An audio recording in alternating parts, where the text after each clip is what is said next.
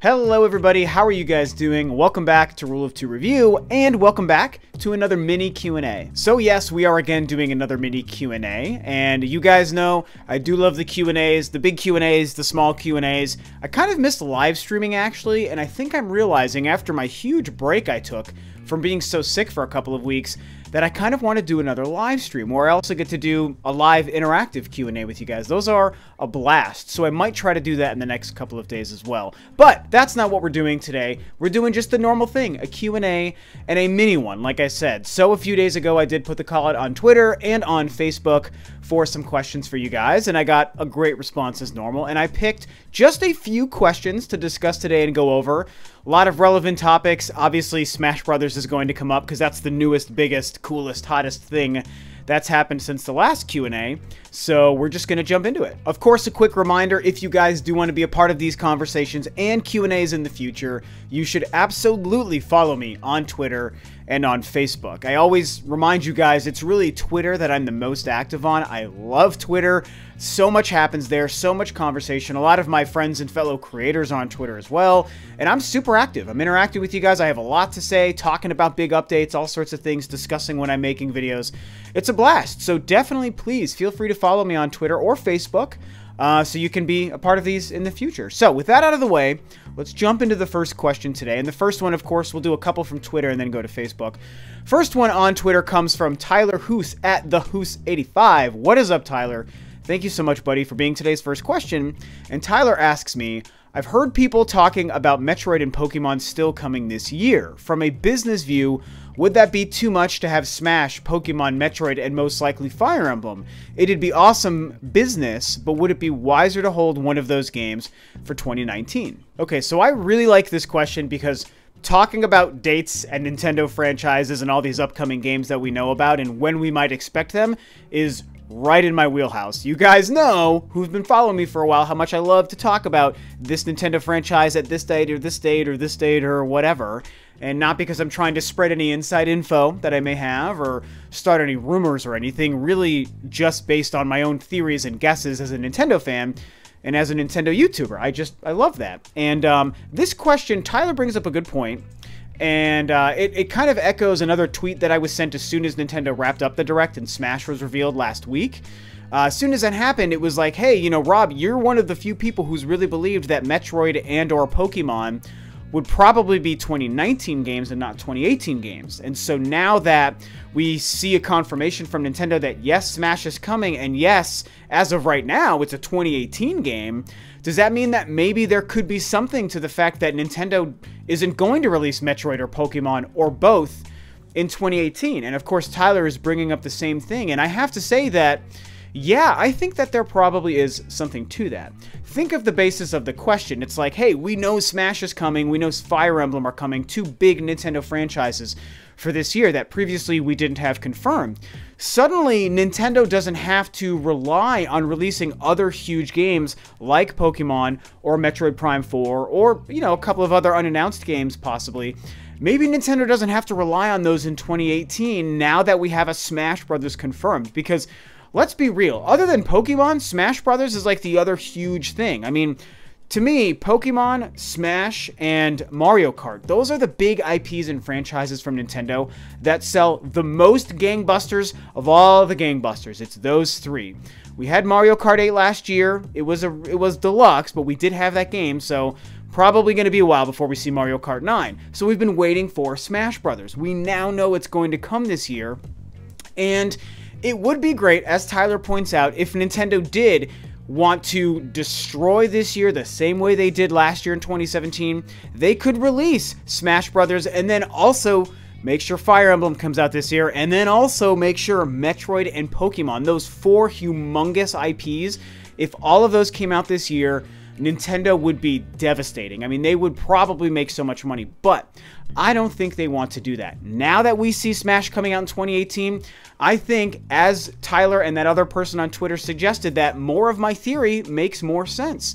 Suddenly, Nintendo can start to spread these games out. With Smash coming probably holiday this year, October, November time, they can cover their bases for the holidays. They've got a huge portion of their sales already locked down. They're going to sell a lot of Switches for Smash Brothers, and they're going to sell a hell of a lot of copies of Smash Brothers this year, whether it came out next month or in November or on Christmas Day or whatever they did. So 2018 doesn't have to rely on Nintendo forcing Metroid or forcing Pokemon out this year. Is it possible they get some or all of these games out this year? Sure, that's totally possible. Nothing is impossible until Nintendo confirms it.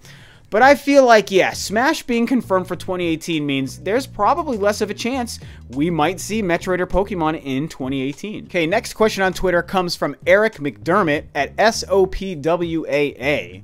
What is up, Eric? Thanks for the question, buddy. And he asks me, what new additions/modes would you like to see in Smash Brothers? New characters are great, but I feel stock/time modes are getting a little stale. And where is my story mode? So, of course, more Smash Brothers talk. Thanks so much, Eric. It's a good question.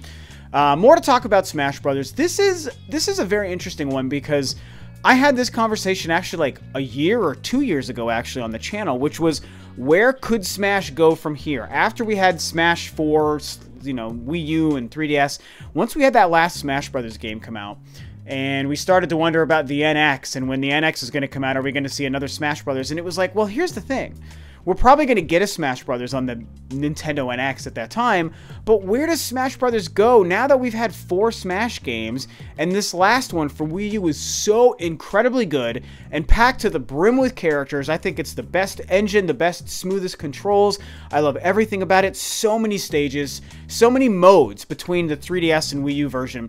And so where does Smash go? How do you make Smash Brothers feel new? 4 games in, it kind of feels like Nintendo's run the gamut on what you can do with Smash Brothers, and that's kind of what Eric is asking here, is where does it go from here? So, to be fair, I don't really know where it goes from here, to tell you the truth, because obviously, as he brings up, yeah, you can just keep throwing new characters in there, and like, that's great, and it matters, but it doesn't effectively change the game. Something with Smash Brothers needs to change to keep justifying Smash 5, Smash 6, Smash 7, Smash 8, Smash whatever. Like, it's got to change unless they want to do what some people have been talking about for a long time, where it becomes more of a service and they just make a Smash Brothers games and they just keep updating that same core Smash Brothers experience as the years go on and as the generations go on, and they're just updating with patches and characters and modes and stuff as it goes. And that's an option that wouldn't get me excited, but it would make sense for Nintendo to do something like that, and maybe that's something that Nintendo is going to start doing very soon. But if we step away from that and just think about Smash 5 and what do we do to make Smash 5 new? Tough call. Like Eric says, I want a single player mode. I think single player is a huge way to improve Smash and bring back something like what Subspace Emissary is, and we all talk about it. Subspace Emissary was exciting, and then it came out, and most people didn't like it. I liked it, but most people didn't like it. Then it went away, and now everyone's pissed that it went away, and all of a sudden, all these people who were complaining about it back in 2008 are saying, where's Subspace Emissary? Bring it back. I want that back, even though I complained about it 10 years ago. And that's just the weird, fickle nature of the beast with gamers. For me, I always liked it. I thought it was fine. I think it could be improved because the big struggle we saw with Subspace Emissary, in my opinion, was that taking the controls for Smash Brothers fighting was a little bit awkward in a platforming sense. They didn't necessarily translate from fighting in a Smash Brothers match to platforming in these huge big open worlds and all these jumps and fighting stuff. So they might want to do something there to kind of change it up, and I don't really know what because I don't make or program games. But they would need to adjust it a little bit. I still think that there's life for a story mode or a Subspace Emissary 2 in a Smash Brothers games. I think people want it. I think if it's done well and done justice, it would be well received and it would get people excited. And hell, Nintendo, you can release DLC for that if you want. It's not like it's spending all this time and effort for something that doesn't matter. Nintendo could make a bunch of DLC, new levels and new bosses and add characters as they release new characters into the single-player missions. I think that would be cool. Now, Eric brings up another point with the stock and the time modes and how those are a little stale. I didn't really think about that until I read this question from Eric. I was like, man, that's kind of true. That's like the bulk of what people do, online and with multiplayer Smash. Nintendo did make an 8-player mode last time, which was very cool. For me, something that I loved was exclusive to the 3DS version of Smash. And I know I'm alone here, but I love Smash Run. I love Smash Run. I think that was a fantastic mode. It was a lot of fun. It had the single-player Subspace Emissary feel, but was still predicated on playing with other people. It was a multiplayer thing where everyone took 5 minutes to run through a match to get a bunch of power-ups by doing a bunch of things. And I thought that was really cool and a lot of fun, and I would love to see Smash Run itself come back to the Switch version of Smash Brothers. And I would even love to see some sort of, you know, expansion on that in a multiplayer sense. I think that's a great way to make it, to add on to the kind of modes you can play for multiplayer, like stock and time mode, like Eric brings up here. So, I don't know. Those are the things I think about. Don't do Smash Tour. That was garbage on a stick. I hated the board game thing. It was so freaking bad. So bad. I guess there might be a way that Nintendo could make that a little bit better. And I guess if they want to try, sure. But honestly, I just want another story mode. I want Smash Run. And I just want more characters. And I say bring on DLC for the single-player content. And to me, that's a great way to start to change up Smash. Okay, one more question from Twitter before we finish up with one Facebook question. And our next Twitter question comes from Neftali Ramos at Nephone8 or Anyphone8. I don't know how to say that, buddy. I'm sorry. But anyway, Neftali asks me, of the games announced so far for 2018, what's your most anticipated? What do you think about the Switch games releasing May or July? So, basically asking about games I'm excited for this year that are so far announced and confirmed. That's a good question. There's a couple of games that I'm really, really excited for. The first one that jumps to mind is actually God of War. I listed that right at the beginning of the year. I listed that as my #1 most anticipated game for 2018 that we knew about at that time. And to be fair, that's probably still true, maybe even over Smash Brothers. I'm not 100% sure on that yet, guys, so don't try to crucify me for that. But, you know, either way, God of War, man. I'm so excited for this game. It's weird that they're changing it up because I like the classic God of War formula, but I appreciate the effort to change it up. And I think what they're doing looks pretty cool. I think it's going to be fun. I'm excited for the story. I love the God of War universe already. I love Kratos. They're changing the mythology a little bit, which is an interesting thing to do. They're adding in Kratos' son. Another really weird and interesting thing to do, but hey man, I'm into it. I think it looks great. I think it looks beautiful. Detroit Become Human has shot up the ranks for me. I was previously not interested in this at all, but at the PlayStation Experience last year, they made me very excited. And it's a game that I will have a blast playing through with my girlfriend. We love very story-heavy, story-driven games like this that play out more like a movie. A couple of years ago, I would have been like, it's just like a movie. It's not like a video game because you're not controlling it. If it's not like a video game, I don't like it.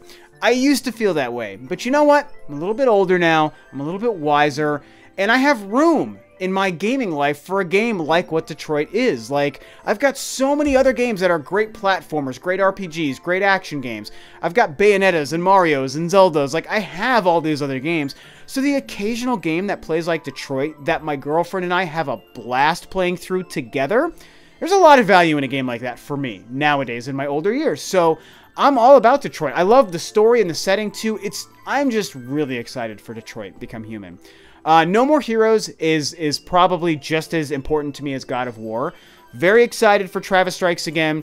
I'm one of the few weirdos that was impressed by what they showed at the Direct. I liked that gameplay, everything that they showed. I mean, it might not deliver, but it was exciting to see, and it was better than what my worst fear was. And I love No More Heroes. First game is a top 10 all time. Travis Touchdown is one of my favorite characters. So I believe in Travis Strikes Again, and I want to see it do well, so that Suda51 gives us No More Heroes Part 3. So those are the three biggest ones I'm the most excited for. Beyond that, very stoked for Dark Souls Remastered. I love Dark Souls. I love the series. I'm so excited for Remastered and a game I can play on Switch. The De Blob remaster I'm very excited for because I love that weird-ass Nintendo Wii game. I just love that game, and I cannot believe how excited I am to have it again on the Switch. It's a unique game for me because I'm really colorblind. I've brought that up before. Maybe some of you guys have heard that, maybe you haven't, but I don't mind telling you I'm very, very colorblind, and that game relies on mixing paint and doing certain things, so it is a hard game. I actually struggled with some of the requests that game makes of you back in the day when it came out on the Wii, but I managed to make it work, and it's just so fun. That game is so fun, you guys. I cannot recommend De Blob enough to anyone who hasn't played it. So very excited for that remaster. I am pumped for Yoshi because I love Nintendo platformers. Kirby didn't really excite me. I don't love Kirby games. I love the character, but I don't love the game. So I've passed on Kirby. I've decided to pass on Kirby. But Yoshi has me super, super, super pumped. And the only other big game I want to talk about really right now that we know about is Code Vein.